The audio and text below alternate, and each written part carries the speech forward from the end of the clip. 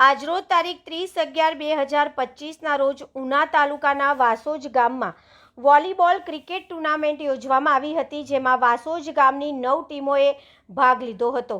જેમાં અંડર-17ની 3 ટીમોમાં અંડર-17, 17 મિની સ્પાઇકર એક ટીમ વિજેતા થઈ હતી, તેમજ અંડર-14, 14ની 6 ટીમમાં સનાતની ટીમ વિજેતા થઈ હતી.